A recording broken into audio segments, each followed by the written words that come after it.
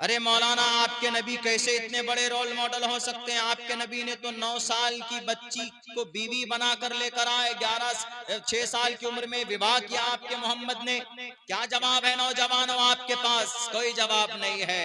सिर्फ पूछ लिया जाए आपसे कि सलमान खान कितने भाई से, आप कहेंगे कि भाई इतने भाई। उसका बाप का नाम है, ये भी बता दोगे। शाहरुख खान की कौन सी फिल्म ने कितनी कमाई की, आप शायद ये भी बता दोगे। अब कितने महीने के बाद कौन सी फिल्में आ रही, शायद आप ये भी बता दोगे। लेकिन आपसे पूछ लिया जाए कि मोहम्मद इब्ने अब्दुल्लाह का दादा का नाम क्या है, यू कान टेल देम, आप नहीं कह सकते। आपसे पूछ लिया जाए कि मोहम्मद रसूलुल्लाह ने 11 शादियां क्यों की थी, आप नहीं बता सकते। आपसे पूछ लिया जाए कि मोहम्मद अलैहिस्सलाम के बेटे कितने थे, तो आपको नहीं मालूम है। आपसे पूछ लिया जाए कि वजू में कितने फराइज है, आप दाएं बाएं घूमेंगे देखेंगे। आपसे पूछ लिया जाए कि वजू में गुस्ल में कितने फराइज है, गुस्ल फर्ज, गुस्ल जब करने जाते तो कितने फराइज हैं, आप नहीं बता पाएंगे। नमाज पढ़ते हैं तो क्या क्या शराइत है नमाज पढ़ने के लिए, नहीं बता सकेंगे। अरकान नमाज कितने, नहीं बता पाएंगे। ये जवानी किस लिए है? अल्लाह ने आपको बॉडी किस लिए दी है? अल्लाह ने आपको जिंदगी किस लिए दी है? मेरे नौजवानों, इन चीजों को जानने की कोशिश करो। बैरक बात चल रही थी अम्मा आयशा सिद्दीक़ा रज़ियल्लाहु ताला अन्हा के ऊपर। तो 9 साल की उम्र में रुखसती हुई। अल्लाह के नबी अलैहिस्सलाम को पैसा दिया हजरत अबू बकर सिद्दीक ने कि ये 600, ये 400, 500 दिरहम लीजिए और मेहर देकर अपनी बीवी को लाइए। आप अलैहिस्सलाम लेकर आ गए, बात खत्म यहीं से। और अम्मा आयशा सिद्दीक़ा रज़ियल्लाहु ताला अन्हा की उम्र उस वक्त बस तकरीबन तकरीबन अक्सर रिवायात में है कि 9 साल की उम्र थी। 2-3 लोगों ने बात कही कि नहीं 13-14 साल की उम्र की थी, नहीं मानिए, 9 साल ही मानिए। तो लेकिन क्या ये गलत था? बिल्कुल गलत नहीं था। क्यों गलत नहीं था? क्योंकि अम्मा आयशा 9 साल की उम्र में बालिग हो गई थी। आप कहेंगे कि मौलाना कैसे हो सकता है 9 साल की उम्र में बालिग? होता है। इंसान की बॉडी गोरा, काला, मोटा, बालिग होना, बूढ़ा होना, ये मौसम पर भी डिपेंड करता है। आदमी काला गोरा होता है, अक्सर ये मौसम पर डिपेंड करता है, वेदर क्लाइमेट पर डिपेंड करता है। आप यहाँ पर हैं, मशरिकी यूपी में हैं, भारत के बीच वाले हिस्से में हैं, अल्लाह ने बड़ी खूबसूरत खूबसूरत शक्ल दी आपको, बहुत खूबसूरत चेहरे हैं आपके, यहाँ का माहौल ऐसा है, यहाँ का मौसम ऐसा है। लेकिन आप चले जाइए केरला में, आपको वहां पर कम से कम 98% लोग काले कलोटे मिलेंगे। उन्होंने क्या जुर्म किया, सारे काले लोग वहीं पैदा होते हैं? नहीं, क्योंकि वहां का मौसम ही वैसा है। एक नेपाली को ले आइए, बोला कि 50 साल की उम्र का होगा, लेकिन दिखने में लगेगा कि he is look like very handsome boy, बहुत 16 साल का नौजवान, यंग लग रहा, हालांकि उम्र 50 साल। चाइनीज को ले आइए, वो 60 साल का होगा तो दिखने में लगेगा कि 30 साल का। क्यों? मौसम ऐसा। तो अरब में मौसम गर्म है, वहां पर 5 साल के बच्चे बच्चियां दिखने में बड़ी उम्र के लगते हैं, गर्मी की वजह से। उस वक्त में और मौसम ज्यादा तपिश की रही होगी। तो इसीलिए कहा, मुख्तलिफ फुक़हा कराम ने, मुहद्दिसीन ने कहा है कि अम्मा आयशा 9 साल की उम्र में बालिग हो गई थी, और जब वो बालिगा हो जाए औरत और बच्ची, तो उसको बीवी बना सकते हैं, वो उनके अंदर कैपेसिटी आ जाती है। ये जवाब आपको देना चाहिए, आपको पता होना चाहिए। और उनको अगर एतराज है कि भाई अल्लाह के नबी ने 9 साल और 6 साल की उम्र का क्या माजरा है, हम कहते हैं कि भाई हमारा कुरान और हदीस तो एक तरफ रखिए, लेकिन महाराज जी से हम कहेंगे कि भाई महाभारत में भी ये बात कही गई है कि उम्र दराज आदमी छोटी बच्ची से निकाह कर सकता है, कर सकता है, ये कर सकता है। कैसे? त्रिशदशो दश वर्षा भार गोविंदे ने नग्निकाम एकविंशति वर्षा वा सप्रा वर्षा वाप्नुयात् त्रिशदशो 30 साल का मर्द 10 वर्षा 10 वर्ष की लड़की से वंदे ने नग्निकाम, नग्नी कर सकता है, सगाई कर सकता है, निकाह कर सकता है, विवाह कर सकता है। और ऐसी बच्ची से जिसको हैज का खून ना आया हो, हैज का खून बालिग होने की अलामत है। लड़की बालिग होती है तो हैज का खून आ जाए तो समझ जाइए कि लड़की बालिगा हो गई, अब ये मां आसानी के साथ बन सकती। मैं नहीं कह रहा हूं, ये महाभारत का ये मंत्र है। नीचे और मजे की बात लिखी हुई देखिए क्या कहा, एक विंशति वर्षा, विंशति 20 को बोलते हैं संस्कृत में, एक विंशति 21, जैसे एकादश 11, द्वेदश 12, त्रयोदश 13, चतुर्दश 14, पंचादश 15, षोडश 16, सप्तादश 17, अष्टोदश 18, नवदश 19, विंशति 20, एक विंशति 21 बरस का मर्द वा सप्रा 7 साल की बच्ची से विवाह कर सकता है। हमने कहा कि गुरुजी 18 तारीख को शायद डिबेट रखा था वहां महाराष्ट्र में, लोगों ने उनसे कहा कि भाई आपको साबित करना होगा, हम भी आपकी किताबों से साबित करेंगे। तो मेरे पास मैं गया था प्रोग्राम में वहां पे, तो मैं डिबेट में तो नहीं जा सका क्योंकि मुझे पहले आना था, लेकिन हमने ये 2 मंत्र लिख के दिए थे, एक 2 लाइन का एक ये मंत्र लिख कर दिया था। हमने कहा कि महाराज जी से सिर्फ इतना पूछ लीजिएगा कि इसका क्या मतलब है, इसका क्या अर्थ है। अगर आपको कुरान हदीस पर एतराज है तो इस मंत्र पर भी एतराज होना चाहिए आपको, इसलिए कि यहाँ पर भी क्या कहा गया कि 7 वर्ष की बच्ची से 21 साल का नौजवान हट्टा कट्टा विवाह कर सकता है। तो हमारे नबी ने अगर 50 साल की उम्र में अगर 9 साल की अगर अम्मा आयशा से निकाह किया है तो कौन सा गुनाह किया। ये जानकारी आपको होना चाहिए नौजवानों मुसलमानों, ताकि आपकी शरीयत को अगर कोई बदनाम करे, इंक्लूडिंग मीडिया, मीडिया वाले तो चाहते ही हैं हकीकत को छुपाएं और मुसलमानों को बदनाम करें। हालांकि इस्लाम का कोई फैल, कोई अमल किसी पर जुल्म ज्यादती नहीं है, बल्कि समस्या का समाधान है हमारी शरीयत। इसीलिए पता होना चाहिए आपको, पढ़िए, रात दिन पढ़िए, इंशाअल्लाह तबारक व तआला आपको फायदा होगा। आप कहिए कि मोहम्मद रसूलुल्लाह ने 11 शादियां की हैं। क्यों की 11 शादी?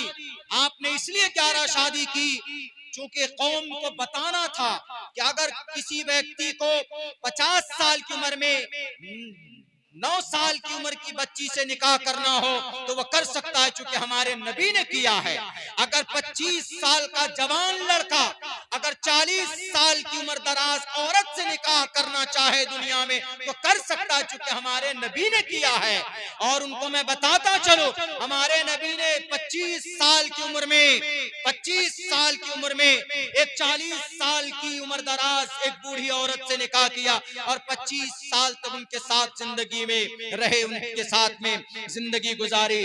अगर अल्लाह के नबी ऐश परस्त होते, अल्लाह के नबी औरत के शौकीन होते तो 25 साल की उम्र में पहला निकाह एक 40 साल की उम्र दराज औरत से नहीं करते जो 2 मरतबा पहले बेवा हो चुके थे। आजकल का जवान कर सकता है। अगर कोई इंजीनियर डॉक्टर नौजवान है, वेल सेटल है किसी बड़े शहर में, गाड़ी बंगला सब कुछ है, अगर उसकी माँ उससे कहे कि बेटा तुम्हारे लिए मैंने 40 साल की मुतल्लका औरत को देखा है, वो नौजवान अगले दिन पंखे से लटक कर मर जाएगा, लेकिन 40 साल की उम्र की औरत से शादी नहीं करेगा। लेकिन हमारे नबी ने किया कि नहीं किया? ये इसलिए कौम को, समाज को पैगाम देना था।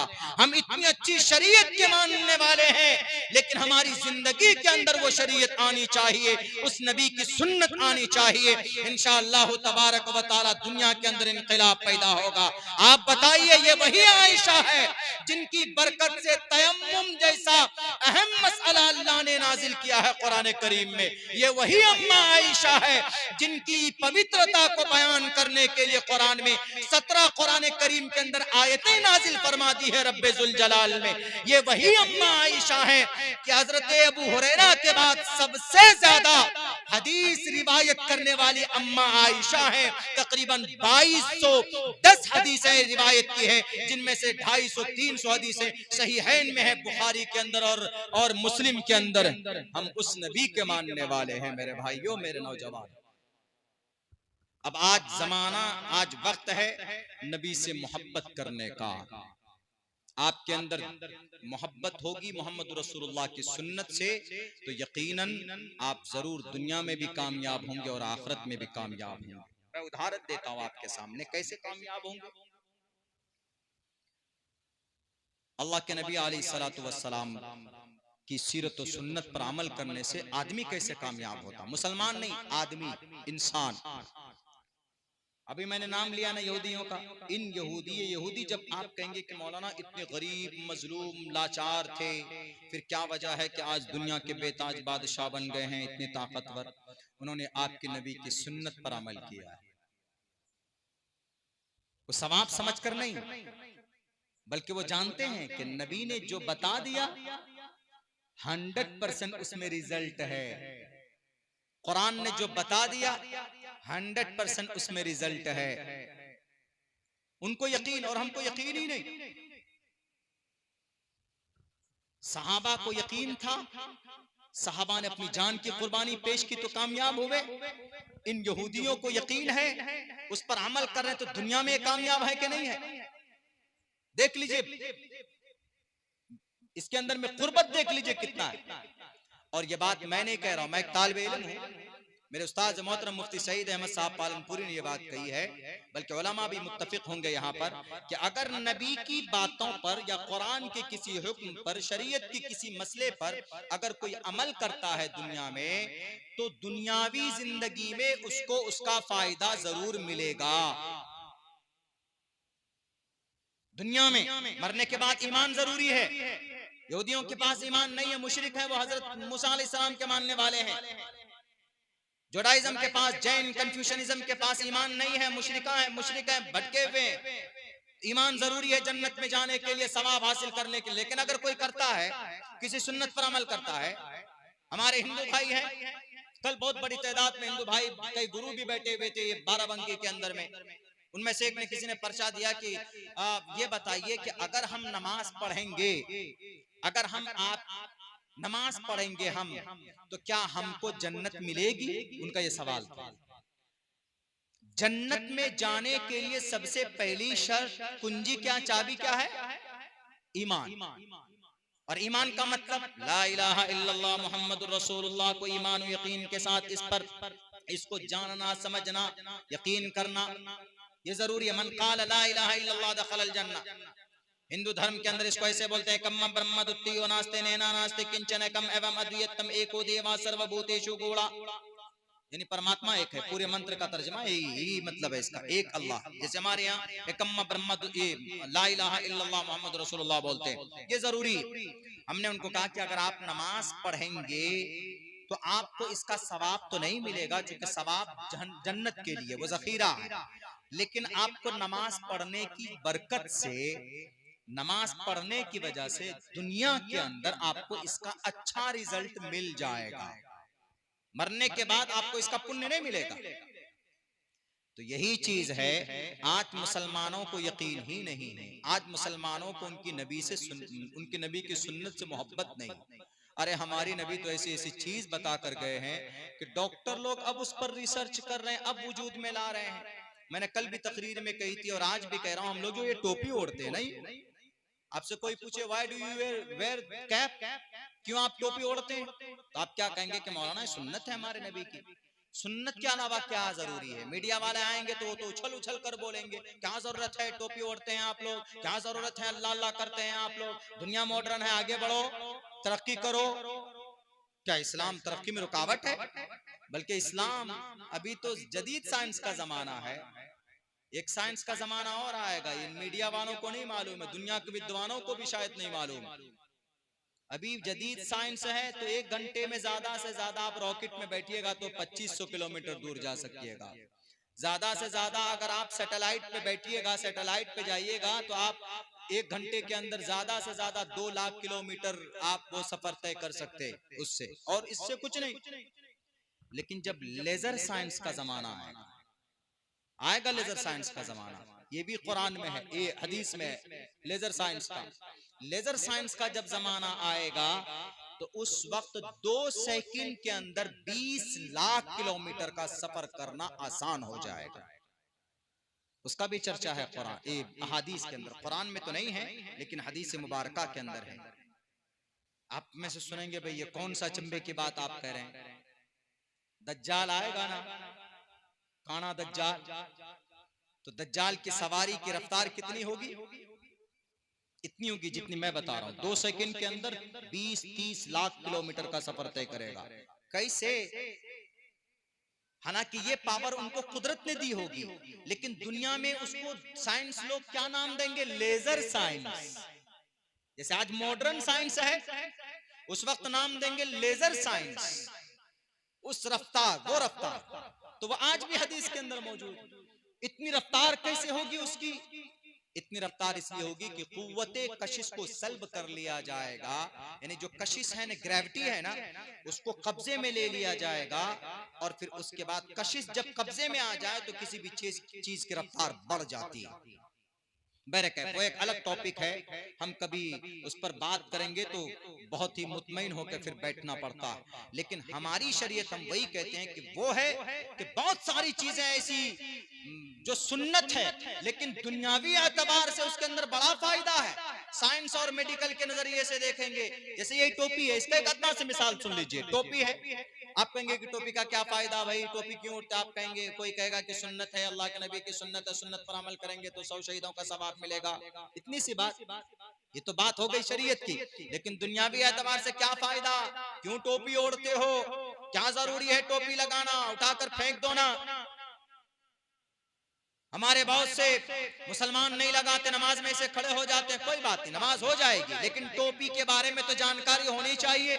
इस टोपी से क्या फायदा हो सकता है, ताकि आजकल का कोई ऐसा फासिक और ऐसा मलऊन आदमी जो कुरान और सुन्नत के बारे में गलत सोच और समझ रखता है, दिमाग में कीड़ा और भूसा भरा हुआ, हमेशा कवानीन बनाता रहता है, हमेशा बदनाम करने की कोशिश करता है, ताकि उन्हें पता चले कि अरे ये टोपी सिर्फ सुन्नत नहीं है, इस टोपी के अंदर में जदीद साइंस के एतबार से, मेडिकल रिसर्च की रोशनी में दुनियावी भी बहुत फायदे हैं। तो इस टोपी पर जब रिसर्च किया गया तो एक डॉक्टर, अमेरिकन डॉक्टर लिखता है, नाम याद नहीं है, मैं अगर हवाला पूछेंगे तो 2 दिन में बता सकता हूं। उस डॉक्टर ने कहा कि अगर आदमी को लू जैसी मुहलिक बीमारी से बचना है, लू गर्मी होती है, आपके उत्तर प्रदेश में ज्यादा सर पर कपड़ा लपेटा जाता है, आप बाहर जाते हैं तो सर पर कपड़ा लपेटते हैं गर्मी में। हालांकि गर्मी में कपड़ा क्यों लपेटते हैं? पूरा बदन खोलकर चलिए, अंडरवियर में कि गर्मी कम लगेगी, लेकिन नहीं, कहीं हो ना हो सर पर जरूर कपड़ा लपेटते हैं। क्यों? क्योंकि लू जो ये मुहलिक बीमारी है, ये बीमारी पता कहां अटैक करती है? सबसे पहले इसकी अटैक करने की जगह समझिए, ये हिस्सा, ये इस हिस्से पर अगर आपकी शिद्दत से धूप लग जाए तो आपको लू जैसी मुहलिक डिजीज का आप शिकार हो सकते हैं। और जिसको लू लग जाए सीरियसली, जैसे आपको अगर किसी को जॉन्डिस हो जाए, अंदर पहुंच जाए, तो आप बच नहीं सकते, अल्लाह के हुक्म के बगैर मर जाएंगे आप। ऐसी लू है, अगर लू आपको सीरियसली लग जाए तो आप मर जाएंगे, आपको कोई नहीं बचा सकता, कोई मेडिसिन, कोई दवाई नहीं बड़ी आपको बचाने के लिए। तो इस लू जैसी मुहलिक बीमारी से बचने के लिए उस डॉक्टर ने ये रिसर्च किया है, इसका एक ही इलाज है, कोई टैबलेट, कोई दवाई, कोई मेडिसिन नहीं है, बल्कि अगर इससे बचना है लू जैसी मुहलिक बीमारी से, तो आदमी को कैप यूज करना चाहिए। नीचे और रेफरेंस देकर लिखा कि पर्टिकुलर, खुसूसन मुसलमान लोग जो टोपी इस्तेमाल करते हैं, तो टोपी इस्तेमाल करने की वजह से टोपी इस्तेमाल करने वाले को कभी ये मुहलिक बीमारी नहीं हो सकती। देखिए, जिस चीज की रिसर्च आज करके लोगों के सामने इतना बड़ा मसला लेकर आ रहे हैं, इस चीज को हमारे नबी ने 1458 साल पहले करके गए। हाथ धोते हैं आप लोग, खाना खाते हैं, क्या फायदा है हाथ धोकर खाना खाने में? आप कहेंगे कि सुन्नत है। हम लोग उलमा लोग बैठते हैं मिंबर पर बताते हैं, तो लोग कहते हैं अरे क्या सुन्नत है, ऐसे खा लो भाई, कोई फायदा नहीं। लोग इसको अहमियत नहीं देते थे, लेकिन हमारे नबी जानते थे, सब कुछ जानते थे। अल्लाह के नबी हकीम भी थे, तबीब भी थे, सब कुछ थे। मोहम्मद रसूलुल्लाह सल्लल्लाहु अलैहि वसल्लम सिर्फ एक पैगंबर नहीं थे, सिर्फ एक रसूल नहीं थे, आप पैगंबर भी थे, रसूल भी थे, आप लीडर भी थे। आज लीडर उसी को मानते हैं जो वोट की बात करता, नहीं, आप कौम और समाज के रहबर भी थे।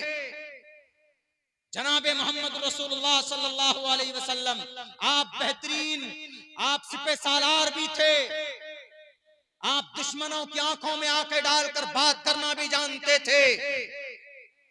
ये पैगाम है उन बुज़दिलों के लिए जिनको बड़ी बड़ी कुर्सियां मिली हैं, लेकिन अपने फायदे के लिए अपनी ऐश व इशरत उनकी भंग न हो जाए सर झुका देते हैं। पूरी दुनिया के लोगों के उन लीडरान से मैं मुखातब हूं जो आज जालिमों के सामने बेबस नजर आ रहे हैं, लाचार और निहत्थे हो गए। 25,000 सिर्फ मासूम बच्चों को शहीद किया गया सरजमीने अंबिया गजा पट्टी की धरती पर, किसी की जुबान पर आवाज नहीं आई। मेरे भाइयों, मेरे दोस्तों, गर्व से कहिए कि हम मुसलमान हैं, चूंकि दुनिया की सबसे बेहतरीन शरीयत हमारे पास है। कोरोना का इलाज किसी ने बताया था? किसी डॉक्टर ने नहीं बताया, बल्कि 6 महीने के बाद तब उसका एंटीडोट निकाला गया, वैक्सीन निकाला गया 6 महीने के बाद, बल्कि 7-8 महीने लग गए कोरोना को मारने के लिए दवाई। हमारे नबी कब बता कर गए? 1458 साल पहले बता करके चले गए मोहम्मद रसूलुल्लाह। कोरोना से अगर बचना है तो क्या क्या जरूरी था? सबसे पहले नंबर पर कोरोना से अगर बचना है तो हाथ धोना है। अब आया सुन्नत की अहमियत सामने। अरे ये तो मोहम्मद पहले बता कर गए कि हाथ धोने का फायदा क्या था, पता ही नहीं समझ में आ रहा था कि भाई हाथ धोने से क्या फायदा होता है। कोरोना मोहतरम ने आकर समझा दिया, हजरत कोरोना शरीफ ने। और इतना अक्लमंद कोरोना था ये, यहां से ग्रेजुएशन करके गया। कभी कभी देखा आपने, रात में लॉकडाउन है, दिन में खुला हुआ है, समझ में नहीं आता था कि क्या रात में लॉकडाउन यानी रात में कोई बाहर नहीं जाएगा, और दिन में खुला हुआ आदमी दिन में बाहर जाओ। क्यों? कोरोना रात में हमारे तरह जलसा करता था क्या? यह रातों को घूमने के लिए निकल रहा है, चलो भाई पूर्वांचल एक्सप्रेस में गाड़ी चलाते दौड़ाते, कोई पकड़ लिया तो चिपक जाएंगे। और कोरोना को अंदर जाने का 2 ही रास्ता मालूम था। कौन सा? एक नाक वाला, एक मुंह वाला। कान वाला रास्ता पता ही नहीं था उसको। कभी कभी तो ऐसा हुआ कि हफ्ते में 2 दिन लॉकडाउन, क्या शनिचर इतवार, बाकी और सोमवार मंगल बुध जुमेरात नहीं, कोरोना भी छुट्टी में है। ये चीज समझ में नहीं आती थी हमको। 2 साल तक इदारे बंद हो गए, 2 साल तक सारे तालीमी इदारे बंद हो गए। कोरोना को भी बड़ी दुश्मनी थी, शायद स्कूल में बड़ी पिटाई भी होगी, चाइना में पिटाई भी, भागकर इंडिया आया और इंडिया के सारे स्कूल बंद करवा दिए, शराब खाना खुलवा दिया। शराब खाना खोल दिए जाते थे, कोरोना वहां नहीं आता था। मदरसा स्कूल बंद, क्यों? कोरोना यहाँ आएगा। बहरकत कोरोना ने 2 चीजें समझा दी। एक तो सुन्नत समझा दी, हाथ धोने वाली सुन्नत। एक ये समझा दिया कि जो उस वक्त में बहुत चल रहा था ना, CAA सिटीजन अमेंडमेंट एक्ट, कि भाई लोग हिंदू अलग मुसलमान अलग, इसीलिए तो कानून बना था। कोरोना कहा कि अच्छा बहुत अलग अलग करते हो, अलग होने का दर्द क्या बताता हूं। कोरोना ना क्या किया, अलग तुम कर रहे, तुमने हिंदू मुसलमानों को अलग किया, तुमको तुम्हारी बेटी और तुमको तुम्हारी बीवियों से अलग कर दूंगा कम वक्त।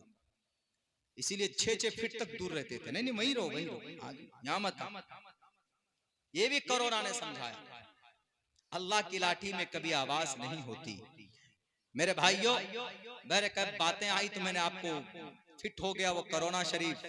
2 साल के बाद गया तो अब गायब हो गया, नौकरी वोकरी लग गई होगी कहीं पे बेचारे की उसकी।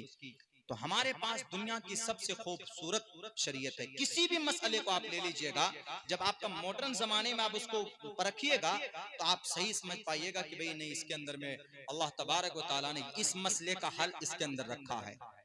हम लोग तो बस आंख बंद करके, चूंकि भाई कुरान से हुक्म आया, शरीयत का फरमान है तो मान लिया।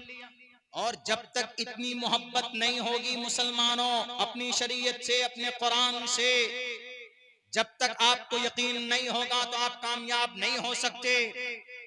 आपको यकीन करना पड़ेगा अपनी शरीयत पर, अपने कुरान पर, और जुल्म के खिलाफ आवाज बुलंद करना पड़ेगा। बुज़दिल नहीं बनना है, बुज़दिल बिल्कुल मत बनिए, मत डरिए। ज्यादा से ज्यादा आपके ऊपर जुल्म ज़्यादती होगी तो मौत होगी, लेकिन सीना तान कर रब के साथ कह सकेंगे कि अल्लाह हमने अमन को बहाल करने के लिए, ए अल्लाह जुल्म के खिलाफ हमने आवाज बुलंद की, हम अपनी धरती के लिए शहीद होकर आए। बहुत से लोग एलिगेशन लगाते हैं कि मौलाना आप टोपी और दाढ़ी वाले तो बड़े जज्बाती बातें करते हैं, आप लोग तकरीरों में लोगों को बरगलाते हैं, देश से मोहब्बत की दलील है क्या? अरे इससे बढ़कर कोई दलील नहीं है। इस देश से इतनी मोहब्बत हमारे अकाबिरीन को है कि इस देश की कुर्बानी के लिए सबसे पहले अगर तलवार किसी ने बुलंद की थी तो वो अली वर्दी खान जो नवाब सिराजुद्दौला के नाना थे। आज जो हावड़ा है इसका नाम डायमंड हार्बर था। अंग्रेज की सबसे पहली ऑफिस और दफ्तर डायमंड हार्बर में, और उस डायमंड हार्बर के ऑफिस को अगर तोप के गोलों से किसी ने भून दिया था तो उस जात अक़दस का नाम अली वर्दी खान था जो नवाब सिराजुद्दौला के नाना थे। दूसरे नंबर पर नवाब सिराजुद्दौला ने इस देश को बचाने के लिए कुर्बानी पेश की थी। उसके बाद 1799 के अंदर एक आशिक रसूल, शेर मैसूर टीपू सुल्तान वो आशिक रसूल था, वो दीवाना था कुरान का, वो पागल था, मजनू था नमाज का। कभी भी 40 साल से उसकी नमाज फौत नहीं हुई। अगर कोई बादशाह है तो क्या नमाज पढ़ना गुनाह है? अगर कोई लीडर है, टोपी और दाढ़ी ओढ़ता है, नमाज पढ़ता है, कोई ताजिर है, अगर कोई उद्योगपति है तो क्या नमाज पढ़ना उसके लिए मना है? बिल्कुल नहीं है। आप सब कुछ कीजिए। एक बादशाह नवाब अली टीपू सुल्तान फतेह अली खान टीपू सुल्तान की 40 साल से कभी भी उनकी नमाज कज़ा नहीं हुई। नमाज कज़ा का मतलब यह है कि वक्त पर नमाज अदा करना। आज वक्त तो दूर की बात है, कभी भी हम हफ्ते में एक दिन के लिए जुमे की नमाज में भी नहीं जाते। मेरे नौजवानों, मेरे मुसलमानों, अल्लाह ने आपके ऊपर नमाज को फर्ज करार दिया है। अल्लाह के नबी फरमाते हैं मन तरक सलात मुतअम्मिदन फक़द कफर, कि जो इंसान जानबूझकर नमाज को छोड़ता, नमाज पढ़ने के लिए नहीं जाता है, तो हजरत इमाम अहमद इब्न हम्बल, हजरत इमाम इसहाक बिन राहवे रहमतुल्लाहि अलैह, ये दो इमाम यूं कहते हैं फक़द कफर, जानबूझकर नमाज छोड़ने वाला काफिर हो गया। ये दोनों फुक़हा किराम कहते हैं, मुहद्दिसीन कहते हैं। लेकिन कुर्बान जाइए इमाम अबू हनीफा पर, इमाम शाफी पर, इमाम मालिक पर और दिगर मुहद्दिसीन और फुक़हा किराम यूं कहते हैं कि फक़द कफर का मतलब काफिर तो नहीं हुआ, अलबत्ता जो नमाज जानबूझकर छोड़ता है वो कुफ्र के दरवाजे तक पहुंच जाता है। और हम में से कितने नौजवान हैं, कितने मुसलमान हैं जो जानबूझकर नमाज छोड़ते हैं कि नहीं छोड़ते? मेरे ख्याल से शायद 20 या 25% लोग नमाज पढ़ते हो। जवानों, अल्लाह ने आपकी जवानी की इबादत बहुत ज्यादा उसको देखकर खुश होते। बूढ़े उम्र दराज लोगों की इबादत को देखकर इतना खुश नहीं होते जितने हमारे यंग ब्लड की इबादत को देखकर रब्बे जुल जलाल खुश होता है। और आपकी जवानी के बारे में रब स्पेशल सवाल भी करेगा, वन शबाबिही फीमा अबला, जवानी कहां पर पुरानी करके आए, जवानी कहां पर बिता करके आए। किसी लड़की के पीछे हेलो हवायू करने के चक्कर में या शराब के नशे में अपनी जवानी बर्बाद करके आए, तुमने नमाज अदा की कि नहीं अदा की, उस वक्त में क्या जवाब दोगे? मेरे नौजवानों, दो नौजवान, एक का नाम मुआज एंड मुअव्विस, एक की उम्र 13 साल, दूसरे की उम्र 14 साल थी। लेकिन इस उम्मत का सबसे बड़ा जालिम फिरौन का खात्मा करना हो, अबू जहल का खात्मा करना हुआ तो इन्हीं दोनों जवानों ने, उम्र कितनी है, एक की 14 साल और एक की 13 साल की उम्र है। मेरे नौजवानों, जंगे बद्र के मैदान में एक तरफ सहाबी हैं, उस सहाबी के दोनों तरफ ये दोनों बच्चे हैं, हाथ में तलवार है और खड़े होकर सर पे कफन बांध कर तैयारी कर रहे हैं। किनके लिए? जंग के लिए। उस वक्त के जालिम बादशाह के खात्मे के लिए। उस वक्त जंगी सूरत कुछ अलग होती थी। सहाबी ने सोचा अंदर अंदर कि मैं कैसे मुकाबला करूंगा, मेरे दोनों तरफ तो ये दोनों बच्चे हैं, ये दोनों याजूज माजूज हैं, छोटे छोटे बच्चे, ये क्या मुकाबला करेंगे? तो एक ने पूछा इतने में कि चचा बताओ जरा, अबू जहल को जानते हो? उन्होंने कहा कि बेटे क्या करोगे? कहा कि अबू जहल कमबख्त मेरे नबी को गाली बकता है, मेरे नबी को गलत बोलता है, हमारे उस नबी को जिसने इंसानियत का रास्ता बताया, जिसने शराब से लोगों को बचाया, जिसने जुए से बचाया, जिसने जिना से बचाया, समाज को एक सही रास्ता दिखाया, उस नबी को गाली बकता है। आप सिर्फ बोलो तो सही। उन दूसरे ने कहा क्या चचा देर मत कीजिए, जरा बताइए। फिर उस सहाबी ने पूछा अरे करना क्या चाहते चाहते हो, तुम क्या कर लोगे, उम्र तुम्हारी इतनी है, तुम कुछ नहीं कर सकते। उन्होंने कहा कि चचा बोलो तो सही, हम क्या कर सकते हैं, हमारी हाइट पर नहीं जाइएगा, हमारी फाइट को देखिएगा। तो चचा ने कहा, उस सहाबी ने कहा, वो देखे सामने घोड़े पर वही अबू जहल बैठा हुआ, फौरन बस इतना सुनना था, इंतजार नहीं किया अल्लाह के नबी के आदेश का, बिल्कुल भी नहीं, तलवार उठाया, दौड़ा, अबू जहल की कदम पर मारता, क्योंकि हाइट कम थी, दोनों बच्चे थे, 13 और 14 साल की उम्र थी, मारा और वो गिरता है। इतने में अबू जहल का बेटा आकर इन दोनों नौजवानों पर पिल पड़ता है, ये दोनों नौजवान शहीद होने के कगार पे हो जाते हैं, एक की गर्दन भी कट जाती है, दर्द होता है तो उस गर्दन को नीचे, हाथ को नीचे रखकर उसको भी अलग कर देता है। मेरे नौजवानों, ये थी इस उम्मत के फिरौन का खात्मा करने वाला 13 और 14 साल का दो नौजवान। हमारे नौजवान तो 13 और 14 साल की उम्र में पबजी गेम में बिजी रहते हैं, कुछ पता नहीं दीनो दुनिया का। ऐसे ही अल्लाह ने उनको रज़ी अल्लाहु अन्हुम व रज़वान का खिताब नहीं दिया था। ऐसे ही नहीं, बड़ी मेहनत और बड़ी कुर्बानी हुई थी, अबू जहल का खात्मा किया था। वो अबू जहल इतना बड़ा मुतकब्बिर शख्स, जब वो मरने लगा, जब उसकी गर्दन हजरत अब्दुल्लाह इब्न मसूद आए उतारने के लिए, तो क्या कहता अबू जहल, ए अब्दुल्ला, मेरी गर्दन थोड़ी नीचे से काटना, यहाँ से काटना, यहाँ से सटा के बिल्कुल। कहा क्यों, मरते मरते तुमको ये इतना गुरूर? वो सिर्फ गुरूर की वजह से, तकब्बुर की वजह से ईमान नहीं लाया था, वरना वो सबसे ज्यादा नबी को पहचानने वाला अबू जहल ही था। उससे एक कोने में जंग बद्र में अखनस इब्न शुरैक ने पूछा था मरने से पहले कि अबू जहल, यहाँ कोई नहीं है, यहाँ तुम हो और मैं हूं, मैं तुम्हारा दोस्त हूँ, जरा बताओ कि नबी सच्चा है कि झूठा है, वरना तुम्हारे फैल से लगता है तो नबी झूठा है, तो हम हर महाज पे तुम उनसे मुकाबला और लड़ाई करते हो, जरा बताओ कि सच्चा है कि झूठा है। तो पता है क्या कहा उन्होंने? अबू जहल ने कहा कि अल्लाह की कसम खाकर मैं कहता हूं कि मोहम्मद इब्न अब्दुल्ला सच्चा है। का लड़ाई फिर? का मैं कौन हूं? का सरदार। का ये सरदारी की वजह से लड़ रहा, गुरूर, ईगो, तकब्बुर, तकब्बुर भी नहीं करना चाहिए। तो कहा उससे अब्दुल्ला इब्न मसूद ने कि क्यों मरते मरते? कह रहे मेरी गर्दन जब वहां पर मरने वालों के बीच में, उनके सर के बीच में जब मेरा ये सर रखा जाएगा तो दिखना चाहिए कि किसी सरदार का सर है। इतना गुरूर, उधर नहीं जाऊंगा और वरना जाएंगे तो बड़ा लंबा हो जाएगा। इतना मैं कहता हूं कि नबी पाक अलैहिस्सलातु वस्सलाम से अमली एतबार से हमें मोहब्बत होनी चाहिए। आज के जमाने में एक सुन्नत पर अमल करते हैं तो रब्बे जुल जलाल 100 शहीदों का सवाब अता फरमाता है। मेरे भाइयों, वक्त काफी हो चुका है, मुझे भी ऐसा लग रहा है कि अभी मैं 15 मिनट या आधा मिनट बोला हूं। बहुत सारी बातें मज़ामीन जहन में हैं, आते हैं, कौम के बीच रखना चाहता हूं, लेकिन मैं बस इतना कहूंगा, किसी से मत डरिए, बिल्कुल मुख्तसरन 3 बात पेश करता हूं, मुख्तसर, बहुत मुख्तसर, 5 से 6 मिनट में पूरी हो जाएगी। उसके बाद इंशाअल्लाह हम लोग, चूंकि मुझे लंबा सफर भी करना है, मैं शुक्रिया अदा करता हूं इस बस्ती के सबसे पहले उन नौजवानों का जिन्होंने ये जलसा ऑर्गेनाइज किया, और खुसूसन बड़े भाई, घर की मुर्गी दाल बराबर। आप नहीं जानते असद आजमी साहब को, चले जाइए रांची में पूछिए असद आजमी कौन है, बिहार चले जाइए पूछिए, इन इलाकों में चले जाइए तो आपको पता चल जाएगा कि भाई शमशीर साहब कौन है, असद साहब कौन है। फील्ड के लोग हैं, बड़े अच्छे गौर से कलाम सुनते हैं। अभी कलाम में ये थोड़े नाराज भी हो गए थे, तो ये कहना चाहते थे, हजरत उमर का वो वाकया पेश कर रहे थे कि हजरत उमर के जब इंतकाल का वक्त आया तो अम्मा आयशा से अपने बेटे को भेजा कि जाके पूछो अम्मा से इजाजत लो कि मेरी मैयत को दफन होने की परमिशन मिलेगी।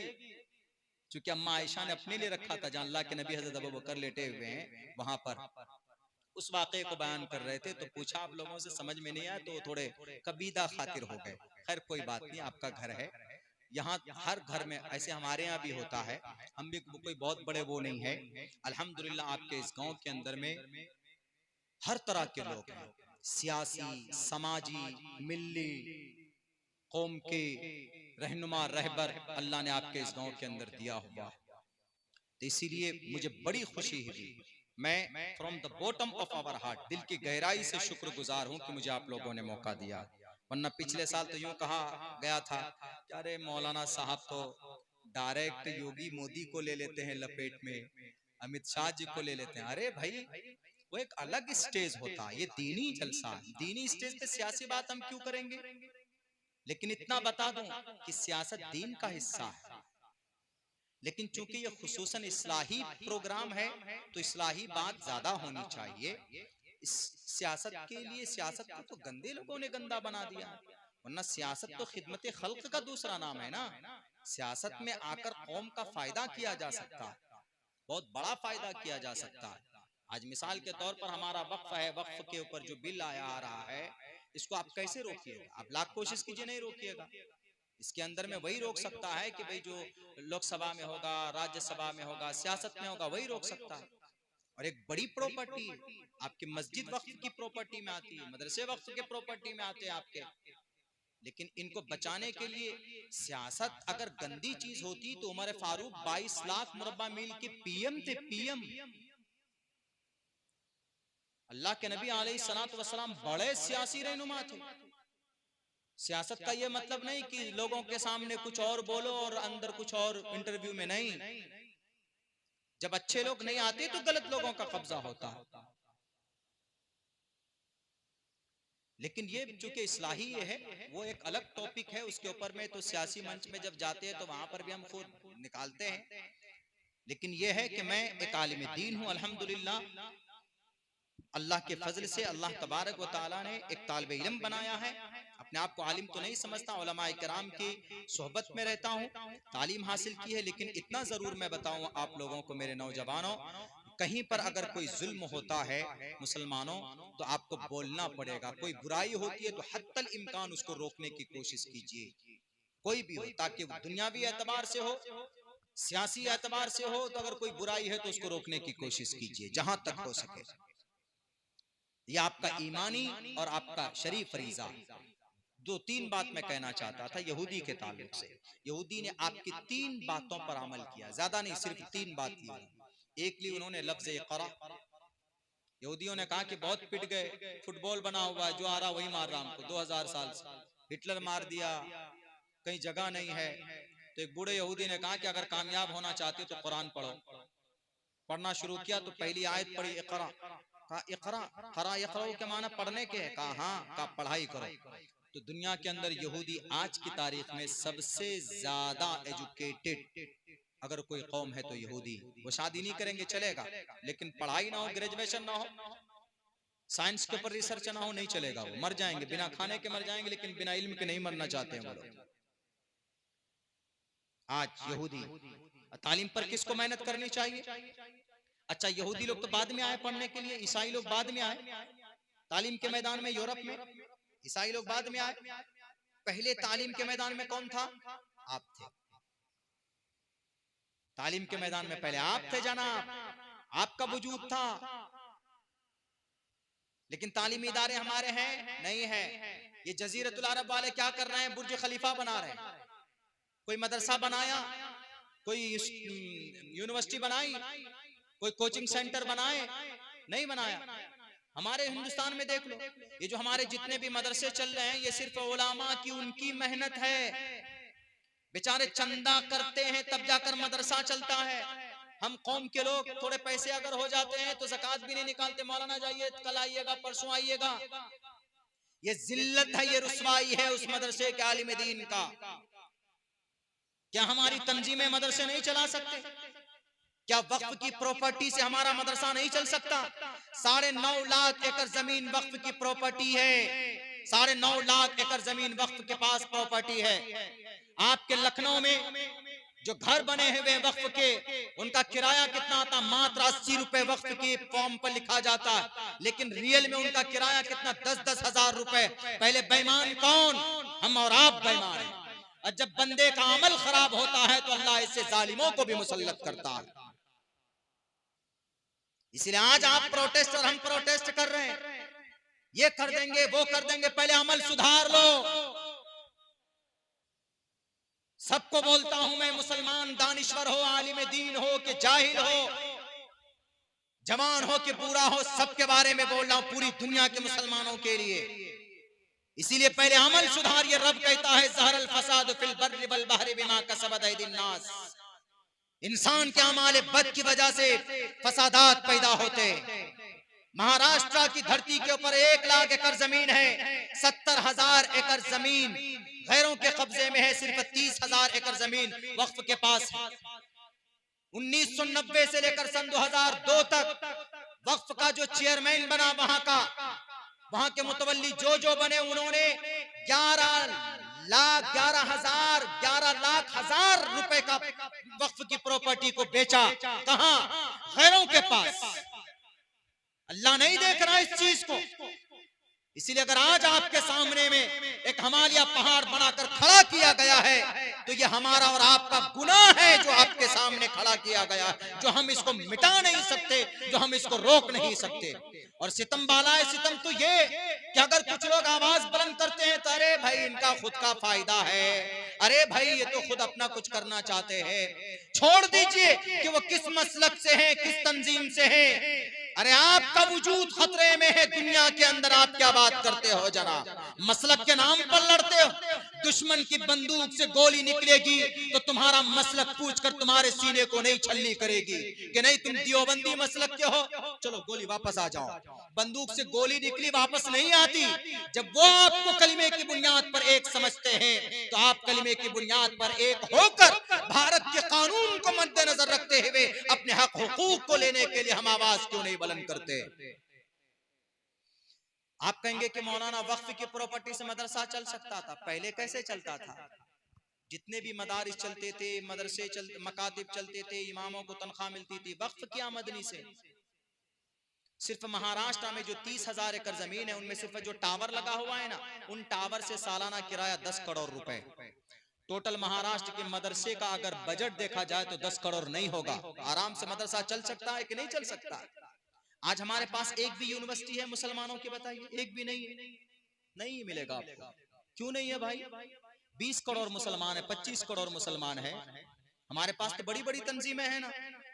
हमारे तंजीम वाले भी पता नहीं क्या खा लिए। तंजीम इतनी मुकद्दस है, सारी तंजीमें मुकद्दस होती है, बस तंजीम में कोई गड़बड़ी नहीं होती। कभी कभी कुछ लोग उसमें गलत घुस जाते हैं। नमाज गलत नहीं है, लेकिन इमाम अगर गड़बड़ हो जाए, बिना वजू के पढ़ा दे तो नमाज गई कि नहीं गई? अब कोई कहेगा कि यार जोहर की नमाज बड़ी खराब थी, अलायाजुबिल्लाह नमाज को खराब नहीं बोल सकते, इमाम ने बिना वजू की नमाज पढ़ाई। वैसे ही हो रहा है। मुकद्दस तंजीमें, 25 करोड़ मुसलमान, अगर 10 करोड़ मुसलमान एक दिन में 1 रुपए जमा करेगा तो एक दिन में 10 करोड़ रुपए जमा होगा कि नहीं होगा? पूरे महीने के अंदर में अगर 1 रुपए जमा करे, महीने का 30 रुपए जमा करे, तो बताइए एक महीने में 350 करोड़ रुपए जमा होगा कि नहीं होगा? 335 करोड़ रुपए जमा हो सकता है। और सालाना तकरीबन 3,000 करोड़ रुपए जमा होगा। और इन पैसों से क्या कर सकते हैं हम? इन पैसों से हम मसाजिद, मदारिस, यूनिवर्सिटी, कॉलेज, हॉस्पिटल बना सकते कि नहीं बना सकते? नहीं। क्यों? कौम को इस चीज पर कभी हमने आमादा ही नहीं किया। अरे हमारा जवान जब 25 रुपए का एक पुड़िया खाकर थोक देता है, पूरे दिन में 200 रुपए के भी नौजवान हमारे पुड़िया खाते होंगे, एक दिन में 200 रुपए का, क्या एक दिन में 1 रुपए नहीं निकाल सकता? ये अहमियत कौन दिलाएगा इन नौजवानों को? ये हमारी और आपकी जिम्मेदारी है। समाज के अंदर जो बुराई है ये कौन करेगा? कुछ लोग बोलते हैं कि जलसों से फायदा नहीं होता, जलसों से फायदा होता है। जलसा मुसलमानों का, उलमा का तरीका नहीं है, जलसा अल्लाह का तरीका है। अल्लाह ने 2 मरतबा जलसा किया है। एक आसमान में किया था, पूरी दुनिया क़यामत तक पैदा होने वाले तमाम रूहों को जमा करके अल्लाह ने तकरीर की थी, वो भी एक जलसा था ना। जलसा का मतलब बैठकर बात सुनना। अल्लाह ने कहा था अलस्तु बिरब्बिकुम, वो एक जलसा था। तमाम रूहें, सबकी रूहें थी वहां पर। भारत के प्राइम मिनिस्टर की, अमेरिका के प्रेसिडेंट की, हमारे यहाँ के हिंदू मुसलमान सबकी, क्रिश्चियन जैन सबकी रूहें थी, सबकी आत्माएं थी। सबने कहा था अलस्तु बिरब्बिकुम, वो एक जलसा था। और दूसरा खुसूसी जलसा किया अल्लाह ने फरिश्तों के सामने जब इंसानों को पैदा करने का इरादा किया तो अल्लाह ने फरिश्तों को जमा किया, कहा आ जाओ सबके सब, सबको बुलाया। तब अल्लाह ने कहा इन्नी जाइलुन फिल अर्ज़ि खलीफा तजालु फीहा मन युफ्सिदु फीहा व यस्फिकु दिमा व नहनु नुसब्बिहु बिहम्दिका व नुक़द्दिसु लक। जलसा भी हुआ और क्वेश्चन आंसर का उसमें सेशन भी रखा गया। जलसा होता है वहां पर क्वेश्चन आंसर का भी मौका दिया जाता है कहीं पर किसी कॉन्फ्रेंस में। तो अल्लाह ने जलसा किया, अल्लाह ने फरिश्तों को कहा मैं जमीन पर नायब बनाना चाहता हूँ, क्या राय है, क्या कहते हो? आलू फिया, फरिश्तों ने कहा कि ये अल्लाह आप ऐसे लोगों को पैदा करना चाहते जो लड़ेंगे, जो ओहदे के चक्कर में लड़ेंगे। कोई सेक्रेटरी बनेगा तो लड़ेगा, कोई सचिव बनने के चक्कर में लड़ेगा, और कोई जनाब लीडर बनने के चक्कर में दूसरे को गोली मार देगा। कोई हर जगह पर यह फसाद होगा, तजालु फीहा मन युफ्सिदु फीहा, जो फसाद पैदा करेगा। अल्लाह ने कहा कि नहीं नहीं जाओ, मैं ज्यादा बेहतर जानता हूँ, इनको तुम नहीं जानते जिन चीजों को, इन्नी आलम माला तालमून। तो जलसों से फायदा होता है, लेकिन शर्त यह है कि हमारे साथ साथ आपको भी उस पर अमल करना है, तभी फायदा होगा। तो दूसरी बात क्या थी? दूसरी बात ये, इन यहूदियों ने तालीमी इदारे बनाए। हम अगर तालीमी इदारे बनाएं तो आज यकीनन कौम का अगर समर्थन हो, कौम का तो समर्थन है लेकिन समर्थन लेने वाला चाहिए, वैसा मुखलिस चाहिए। कौम तो तैयार है, इंशाअल्लाह मदरसे भी चलेंगे, मकतब भी चलेंगे, यूनिवर्सिटी भी चलेगी, सब कुछ ये थोड़ा सा बनाने की जरूरत है। और दूसरे नंबर पर क्या है? दूसरे नंबर पर यह है कि इन यहूदियों ने जो दूसरी चीज ली वो नबी की तिजारत ली अपनी जिंदगी में। चूंकि यहूदी लोग तिजारत में बड़ा मजबूत है, पूरी दुनिया में सबसे ज्यादा अभी तिजारत की दुनिया में, तिजारत का बेताज बादशाह कौन? यहूदी। यहूदी इसलिए कि डॉक्टरेट की दुनिया में जाएंगे कि आधे से ज्यादा दवाई किनकी आती है? Made in Israel, made in यहूदी आती है। कितनी तादाद है इनकी जी? 1.5 करोड़। और आप कितने हैं? 2.25 अरब, 1.5 करोड़ है वो यहूदी। यहां तक के यहूदी ने हर डॉक्टर के घर पे अपना धार्मिक झंडा चिपका दिया, डॉक्टर को पता भी नहीं है। डॉक्टर लोग जो लगाता है क्या, पहले प्लस का निशान था डॉक्टर का कि भाई आप कोई डॉक्टर है तो अपनी गाड़ी में प्लस का वो स्टिकर लगाते थे, भाई डॉक्टर है। लेकिन अब क्या है? अब एक डंडा है बीच में, उस डंडे के बीच में देखेंगे ये रस्सी लिपटी हुई है और ऊपर में जाके ऐसे है। क्या वो रस्सी है? क्या अजदहा है? अजदहा है ना। तो यहूदी मानते किसको है? हजरत मूसा को। और हजरत मूसा को अल्लाह ने क्या दिया था? डंडा दिया था ना, वो डंडा असाए मूसवी, वासा डंडा लाठी। और वही लाठी कभी कभी अजदहा बन जाया करती थी, तो उनके धार्मिक सिंबल को हर डॉक्टर के घर में चिपका दिया। लो ये है यहूदी, इसको बोलते हैं। और आप अपना सिंबल चिपकाते, उनको साइन चिपकाते कि भाई मैं डॉक्टर, मेरा ये सिंबल है। यहूदी कह रहा है कि हमारा धार्मिक झंडा है, कम बखत बेवकूफ। यानी जहां से हम हमारी सोच खत्म होती है वहां से उनकी शुरुआत होती है। एक एक चीज अगर आपको बताई जाए, कोलगेट टूथपेस्ट हम लोग करते हैं ना, ये यहूदियों की साजिश है।